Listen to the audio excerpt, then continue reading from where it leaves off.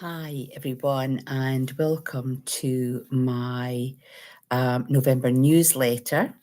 And I'm live on YouTube. I always forget to tell people that I'm going to be live on YouTube, but anyway, we're on YouTube recording this. And it's good to be back. I feel I've been missing in action, as I said last month. It's just been a few health issues, but it's good to be back. And October is always a month, I think, as I reflect back on the month. So that's always what my podcast is about is, well, where were we and how's that going to impact on where we're going to be in the following month? But it's always a month of change. It's just like that month where it's a catalyst for change, where events occur and happen, and we're having to ask those really big questions. And that's definitely been the case for lots of my clients this month. And I can't tell them what to do. That isn't my job. I can't make up their mind for them. All I can do is give them the bigger picture vibrationally and energetically of the situations that they're in. And then they have to dive in deep, go really deep to then make that decision. And it's been really, really interesting. It's been an interesting month. I love October. I really do. And to see my clients come back and go, yep, I thought about what you've said, and I've decided that this is what I'm going to do. And then you can just feel that sheer relief that they have, that not only have they made a decision, but they've made that by themselves. I'm part of the process, but I'm not telling them what to do. So, what is it about change that we find so terrifying? Because that's been the theme for my clients. So, what's going to happen? How's it going to turn out? What's it going to be like? Oh my gosh. And you get stuck into that mind frame of fear of change. You get stuck into the mind frame of the what ifs, the whys, and the wherefores rather than surrendering to the process and taking that leap of faith. So the newsletter, excuse me, I've got the nose. The newsletter this month is all about that leap of faith because I've been really inspired by my clients who have actually listened to what I've said, taken on board the options that are out there for them, and have taken a leap of faith, have gone inward and really challenged themselves, really felt how they feel about these changes, and then gone with what feels right for them, regardless of what's right for other people or in the situation that they're in. And so that's been really exciting and inspiring. And I think for myself, it makes me come back into myself when I'm thinking about change and going, I know I can't see the outcome, but if I make this change, the outcome's going to be there. I can't hold myself hostage through the fear of change. And that's been one of the big things in my life where fear of change has really held me hostage in toxic or negative situations, which I could have left a long, long time ago, but I persevered and persevered, ultimately knowing that I wasn't really making a change. I was facilitating other people's needs, but I wasn't facilitating my own needs. And so I think I've hopefully become older and wiser now that I make those changes quicker so that I'm not held hostage. So, what does that mean for us? A leap of faith, diving into the unknown. I think what it really signifies for those of us who do make that leap of faith, for those of us who do just change and we know that we're changing, what it means is, or it indicates that we trust the universe, that the universe has our back, the universe is looking after us. Whatever the outcome's going to be, the lesson is there for me. We have to use our own discernment. So you can canvass for opinions, you can ask people's opinions, but is that actually going to make a difference? because ultimately you're the person that's going to be living with the change. So regardless of what other people are saying, you need to make sure that you are making the decision for yourself and you're happy to live with those changes in your life. And you have that faith, that intrinsic faith that the universe has your back and that you're going to be supported regardless. And I think that's really the exciting thing.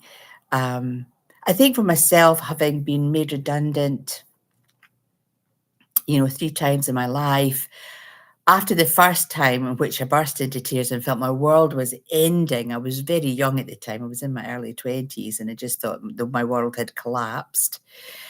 The second time around, I thought, oh, yeah, third time around, I said, yeah, given my redundancy, I'm quite happy to move on.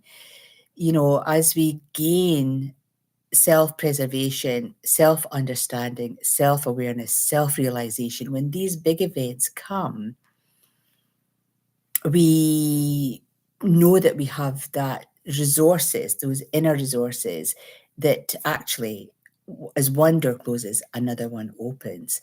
And I think for myself, one of the most significant, I suppose, measures of the universe listening to me was when I was made redundant. And we just moved to the west coast of Scotland. And we lived in Kilmarnock. I was working in Glasgow. I'd just been made redundant. And I was walking on Kilmarnock High Street, walking my way up to the job centre, as they're called in the UK. I don't know if they're still called that now, but that's what they were. And I just said to the universe, look, I really don't care what job I get, even if it means working for Oxfam, I'll be quite happy. Just any job will do. And I did land up working for Oxfam. I got to the job centre and there was a job as a retail manager. And it was like a beta test with Oxfam, the very first batch for paid shop managers in Scotland, the whole of Scotland. And we were put into shops that were maybe a bit more dynamic. They needed those changes to bring them up to speed with the rest of the country. As it is, then Oxfam, after that programme, proved itself over a year. They rolled out paid management throughout the whole country. But I just remember going for that interview thinking, wow, I can't believe I'm sitting here in such an amazing organisation, such as Oxfam, a global phenomenon that supports so many people around the world. And I'm going to be part of that process. It was really quite a privilege in that year in working in the air shop on the west coast of Scotland with the amazing, amazing team of ladies. It was just such a privilege to be part of that whole thing. So when the universe hits us in the face, when the universe really comes up and we're like, wow, why is this happening? How did that happen? And you're being forced to make those changes. And as I say, October always seems to be a month where we're having to make changes. Rather than fearing the change, rather than going into that mode of, but I can't change, because we then go into that lockdown about security. How am I going to get paid? When am I going to get paid? What's it going to be like? Who would I be working with? Sometimes the better the devil you know than the devil you don't isn't always the best, option. We've got all these phrases out there that we tell ourselves. So it is about going, so what's the worst that can happen? This is what's happening in my life now. What's the worst that can happen? But what good could come? What other opportunities could be out there for me that I didn't even know was waiting for me? When we close a door, there's always another one that will open. We don't know what that's going to be, but we can shape that door. So like me simply saying, as I walked up the high street, it's such a vivid memory for me. I don't care what job I get, as long as it's, even if it's with Oxfam, I'll be quite happy. And the universe gave me a job. It was up to me to take the job or not take the job. I could have said, well, I was really joking. I really don't want a job with Oxfam. But I thought, no, that's what I asked for. So I'm going to go down this journey. And that started a career within the charitable sector, going from the philanthropic stuff that Oxfam does to the cancer research campaign stuff. In it very similar but different in lots of ways, still helping people. And that was just an amazing process for me. So I think it is about, if change is coming your way, then ask for something in return. As one door closes, tell the universe, well, I'm quite happy. I'll totally accept this door. If that person is leaving my life, I would like it to be replaced by this. If that friendship is coming to an end, I would like to receive more friends. As I close this deal on this particular sale, I need another equivalent or bigger sale to come in. As I take this redundancy pack, this is what I need to move on in my life. Ask the universe for what you want, whether you write it down. I just simply said it out loud in the middle of the high street. I just said it out loud, mumbling to myself as I'm walking up the road. And then there it was. I didn't know that that job was there, but it was there. Happy coincidence, synchronicity, serendipity, whatever you want to call it, it was there. But that was the job I got. So you've got to put that energy in. We can't wait for the universe to always supply us with our answers. We need to tell them what we want, what we need, and what we want. So those synchronicities, serendipity, and coincidences can all align, and we can be on the right path together. So I'm hoping October has been that sort of way with you. If you have had to make changes, or if you're still thinking about them, then think about what your next phase is going to be. Because November is a long month. We're coming into this 5-week month, and I know we're sort of 10 days into it, but we've still got 2/3 of the month left. And I think there are some changes I've made, and Mike and I have made, and we've made decisions, and we're really excited. We don't know what the outcome's going to be, but we're excited to go on the journey with this person that we're bringing into our businesses, just to see how they can support us, and where that's going to lead in terms of our personal success as well as the business's success. So you make those decisions in October. If you've still to make them, then make them, and then journey with those decisions and get that really positive interaction with your life.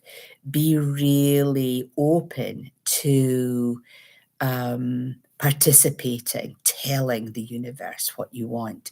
Don't just be a bystander, but certainly don't be held hostage by the fear of the unknown, because you're in charge.